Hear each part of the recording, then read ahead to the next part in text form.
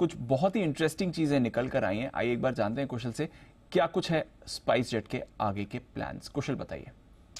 बिल्कुल दीप, आप देखिए बड़े स्पाइस जेट के प्लान्स अब आते हुए नजर आ रहे हैं और जो दो सबसे हाईलाइटेड टॉपिक्स हाल फिलहाल में जो हमें देखने को मिल रहे हैं, एक तो लक्षद्वीप है एंड ऑफ कोर्स दूसरा अयोध्या है। तो लक्षद्वीप को लेकर यहाँ पर स्पाइस जेट का कहना है कि रीजनल कनेक्टिविटी स्कीम के तहत लक्षद्वीप के लिए इनके पास एक्सक्लूसिव राइट्स है, यानी कि जो डायरेक्ट फ्लाइट्स जो है ये ऑपरेट कर सकते हैं। वहाँ पर एक आइलैंड है अगाती आइलैंड, इसके लिए ये जल्द ही डायरेक्ट फ्लाइट शुरू करने वाले हैं और एक्सपेक्टेशंस ये है कि पहले तो ये 2 फ्लाइट शुरू करेंगे।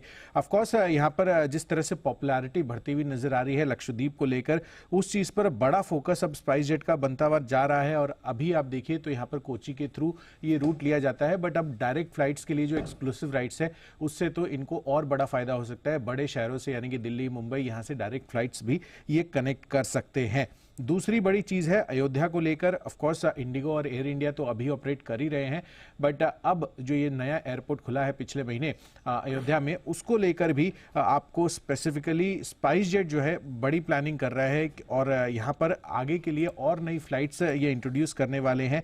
और अभी तक जो इनकी फ्लीट साइज है उसमें अभी 25 जो एयरक्राफ्ट है वो ग्राउंडेड है, उसको भी वापस से ऑपरेशन शुरू करने की इनकी तैयारी है। और आखिर में जो 2250 करोड़ रुपए की जो फंड जुटाने की मंजूरी जो इन्होंने पिछले महीने बोर्ड ने दी थी, इस बारी एजीएम में शेयर धारकों ने भी 2250 करोड़ रुपए जुटाने की एजीएम में इनको अप्रूवल दे दिया है। तो जाहिर सी बात है कि अच्छी खबरें, अच्छे न्यूज फ्लोज अभी स्पाइस जेट के लिए बनते हुए दिख रहे हैं एंड लक्षद्वीप और अयोध्या पर इनका बड़ा फोकस है। ये ऐसा नहीं लग रहा ऐसा नहीं लग रहा ये अचानक से कंपनी चल पड़ी हो जैसे ऐसा लग रहा था कि कहीं ये पता चला ये भी बंद होने की तैयारी में, किंगफिशर जेट और आपके गोयर के बाद लगता है कि स्पाइस जेट का नंबर आएगा। एकदम से अचानक जोश आ गया, इसको जोश आ गया है ना? Absolutely sir. और क्या बोला आप, 25-30 एयरक्राफ्ट जो खड़े पड़े हैं वो भी चलने को तैयार है? चलने को तैयार है, उसमें भी तैयारी है क्योंकि पैसे पहले तो बीच में मीम्स बन रहे थे एक बार तो कि इनके एयरक्राफ्ट में बैठना मत, किसी कौन सी टेक्निकल खराबी आ जाए क्या, वो सब बन रहे थे, याद है? बिल्कुल होती है, बिल्कुल होती है। हाँ।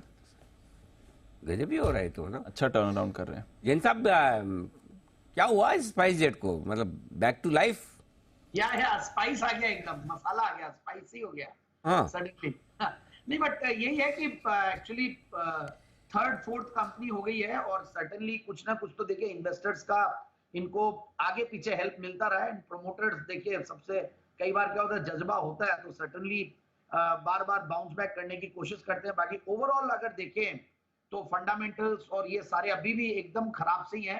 तो ये एक माहौल ऐसा कि क्रूड ऑयल नीचे है, टूरिज्म और डोमेस्टिक टूरिज्म एकदम पीक पे है, तो सारी चीजें एकदम इन प्लेस है, भले वो मतलब फंडामेंटल्स के लिहाज से हो। तो मुझे लग रहा है कि जो बाउंस बैक किया वो वही रीजन है। और अभी वाराणसी अयोध्या वाली चीज पूरी चली रही है, डोमेस्टिक टूरिज्म, एलडी लक्षद्वीप वाली। तो मुझे लग रहा है कि टूरिज्म और हाईएस्ट नंबर ऑफ ट्रैवलर, मुझे याद है जिस दिन वर्ल्ड कप का फाइनल्स था उस दिन 4,56,000 लोग ट्रैवल कर रहे थे इंडिया में।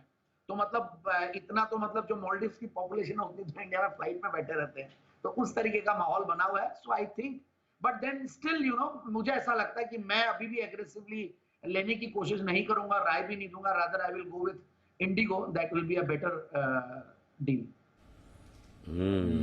एग्जाम्पल बहुत बढ़िया।